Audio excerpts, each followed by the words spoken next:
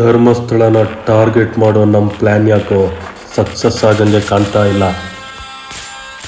ಈ SIT ಅವರು ನಮ್ಮ ಪರವಾಗಿ ಕೆಲಸ ಮಾಡ್ತಾರೆ ಅಂತ ಅಂದ್ಕೊಂಡ್ರೆ ಅವರು ಕೂಡ ಸತ್ಯದ ಪರವಾಗಿಯೇ ಕೆಲಸ ಮಾಡ್ತಾ ಇದ್ದಾರೆ. ನಮ್ಮ ಮೇಲೇ ಮತ್ತೆ ಮತ್ತೆ ನೋಟಿಸ್ ಕೊಟ್ಟು FIR ಹಾಕ್ತಾನೇ ಇದ್ದಾರೆ. ಯಾಕೋ ನಮ್ಮ ಗುಂಡಿನ ನಾವೇ ತೋಡ್ಕೊಂಡ್ವೇನೋ ಅನ್ನಿಸ್ತಾ ಇದೆ. ಆದರೆ ನಾವು ಜೈಲಿಗೆ ಹೋಗೋದ್ರೊಳಗೆ ಧರ್ಮಸ್ಥಳಕ್ಕೆ ಎಷ್ಟು ಡ್ಯಾಮೇಜ್ ಮಾಡೋಕ್ಕಾಗುತ್ತೋ ಅಷ್ಟು ಮಾಡಲೇಬೇಕು. ಏನೇನು ಐಡಿಯಾ ಇದೆಯೋ ಹೇಳ್ರೋ.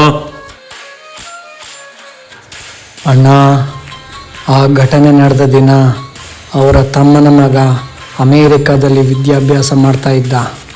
ಅದು CBI ಇನ್ವೆಸ್ಟಿಗೇಷನಲ್ಲಿ ಪ್ರೂವ್ ಕೂಡ ಆಗಿದೆ. ಅವ್ರ ಪಾಸ್ಪೋರ್ಟ್ನೆಲ್ಲ ಸಬ್ಮಿಟ್ ಮಾಡಿದ್ದಾರೆ. ನಾವೀಗ ಆ ಪಾಸ್ಪೋರ್ಟೇ ನಕಲಿ ಪಾಸ್ಪೋರ್ಟ್ ಅಂತ ಸುಳ್ಳು ಹಬ್ಸಿದ್ರೆ ಅವ್ರ ಫ್ಯಾಮಿಲಿಗೂ ಧರ್ಮಸ್ಥಳಕ್ಕೂ ಡ್ಯಾಮೇಜ್ ತರಬಹುದು. ಏನಂತೀರಾ? ಈ ಬಾರಿ ಸಮೀರ್ ಬೇಡ ಅಣ್ಣ. ನಮ್ಮ ಲೋಕಲಲ್ಲಿ ಕುಡ್ಲಾ ಗಾಂಪೇಜ್ ಅಂತ ಒಬ್ಬ ಯೂಟ್ಯೂಬರ್ ಇದ್ದಾನೆ. ಸುಳ್ಳನ್ನು ನ್ಯಾಚುರಲಾಗಿ ಹೇಳ್ತಾನೆ. ಅವನು ಹಿಡ್ಕೊಂಡು ಆಲ್ರೆಡಿ ಒಂದು ಸ್ಯಾಂಪಲ್ ವಿಡಿಯೋ ಮಾಡಿಸಿದ್ದೀನಿ. ಅವನ್ನೇ ಕರ್ಕೊಂಬರ್ತೀನಿ. ಆ ವಿಡಿಯೋ ನೋಡಿ ಆಮೇಲೆ ಡಿಸೈಡ್ ಮಾಡೋಣ.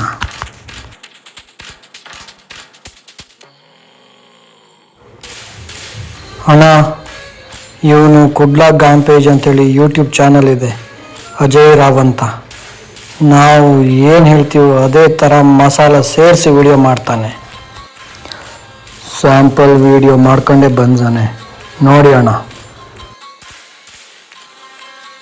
ಸೌಜನ್ಯನ ಅತ್ಯಾಚಾರ ಕೊಲೆ ಪ್ರಕರಣದಲ್ಲಿ ಇವರ ಕೈವಾಡ ಇದ್ದೇ ಇದೆ ಅನ್ನುವಂತ, ನಮ್ಮ ಮಗು ಅಮೆರಿಕದಲ್ಲಿ ಇದ್ದ ಅನ್ನುವಂತ ವಿಚಾರದಲ್ಲಿ ನಕಲಿ ಪಾಸ್ಪೋರ್ಟ್ ತೋರಿಸಿದಂತ ದೇವಮಾನವ ಇವನು.